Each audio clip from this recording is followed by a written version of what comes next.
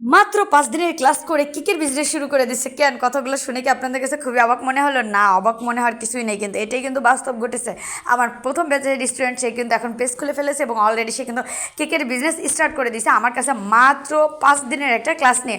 সে যখন, আমি তাকে পরশু দিন বলি সেকেন্ড ব্যাচের সাথে তাকে মিট করতে, সে যখন সেকেন্ড ব্যাচের সঙ্গে মিট করতে আসে, এসে বলতেছে কি, আপু আমার কিন্তু কেকের বিজনেস স্টার্ট হয়ে গেছে, আপনি যদি কোনো মানে অর্ডার না, মানে বেশি অর্ডারের চাপ থাকে, নিতে না পারেন, আমাকে দিয়েন, আমি করতে পারবো।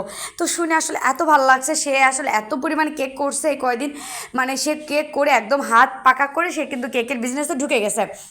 এটা ছিল আমার সেকেন্ড ব্যাচের মেয়েদের ক্লাসের কেকগুলা। মানে তারা কেক করার পরে বাসা থেকে এগুলো আমার জন্য বানায় নিয়ে আসে, মানে তারা তাদের মতো ইচ্ছা মতো ডিজাইন করে আমার জন্য এগুলো বাসা থেকে বানায় নিয়ে এসে আমাকে দেখানোর জন্য। তো মাশাল্লাহ তাদের কেকের টেস্ট করলো যে এত মজা ছিল, আসলে আমি বুঝতে পারতেছিলাম না যে এই কেকগুলোকে আমি বানাইছি না তারা বানাইছে, মানে এত মজা ছিল।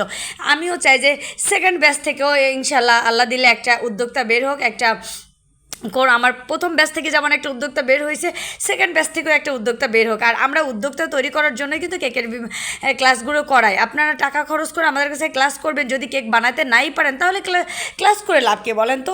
আর আমার স্টুডেন্টগুলো আসলে এত, মানে এত অধৈর্যশীল ওরা ছিল, ওদেরকে আমি প্রত্যেকদিন ধরে বেঁধে, মানে একরকম মনে হয় যে ওদের যদি আমি দড়ি দিয়ে বেঁধে বেঁধে আমার চেয়ারের সাথে বসায় বসায় ওদেরকে কেকের ক্লাস করাইতে পারতাম, মানে এরকম হলে বেশি ভালো হতো। মানে ওরা মেন কথা আমাকে কোনো সময় দিচ্ছিল না, ওরা আপু কখন শেষ হবে, আপু কী করবো, মানে আমার শিখাইতে এত ভালো লাগতেছিল কিন্তু ওরা আমাকে সময় দিচ্ছিল না।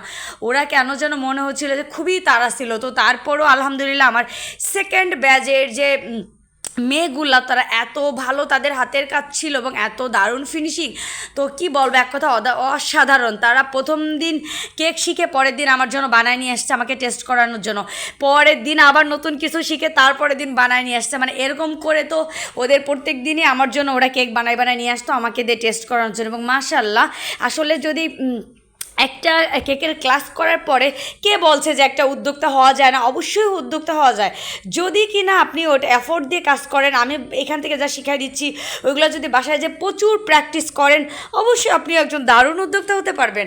তো আপনারা যারা আমার থার্ড ব্যাচে জয়েন্ট হতে যাচ্ছেন, এখনই কিন্তু আমাদের পেজে যোগাযোগ করেন বা আমাদের পেজে দেওয়া নাম্বারে হোয়াটসঅ্যাপে যোগাযোগ করেন। আমি থার্ড ব্যাচ কবে শুরু করব এখনও শিওর না, কিন্তু আপনারা যদি রেজিস্ট্রেশন করে ফেলেন তাহলে খুব সুন হয়তো আমি অ্যারেঞ্জ করব। অলরেডি কিন্তু 2 জন আগ্রহ প্রকাশ করছে এবং তারা করতে যাচ্ছে আমার সঙ্গে, রেজিস্ট্রেশনও করতে চাচ্ছে, কিন্তু আমি এখন আসলে ডেট দিতে পারতেছি না বলে তাদের থেকে আমি রেজিস্ট্রেশনটা নিচ্ছি না। তো আপনারা যদি আরও, আমি মাত্র 6 জন দিয়ে কিন্তু আমি থার্ড ব্যাচটা করব, এর বেশি মেয়ে দিয়ে আমি থার্ড ব্যাচটা করব না। তো আপনারা যারা গোপালগঞ্জ শহরের ভিতর বা শহরের আশেপাশে থেকে যারা আপনারা কেকের বিজনেস করতে চাচ্ছেন, তারা কিন্তু অবশ্যই চাইলে এই স্টুডেন্ট বাজেটে এখনই আমাদের এখানে রেজিস্ট্রেশন করে দেন হচ্ছে কেকের ডেট ফিক্স করে ফেলেন, ক্লাসের ডেট এবং সময় বের করে ফেলেন কবে থেকে আপনি কেক বানানো শিখবেন, এবং কেক বানানো শেষ করে মনোবল শক্ত করুন, আপনিও পেজ খুলতে পারবেন, আপনিও বিজনেস স্টার্ট করতে পারবেন। কেন বিজনেস স্টার্ট করতে পারবেন না? অবশ্যই পারবেন, ভালোভাবে শিখবেন এবং ইনশাল্লাহ আপনারা, আমিও একটা উদ্যোক্তা পাবো। আজকে ভিডিওটা এই পর্যন্ত, ভালো লাগলে শেয়ার করেন।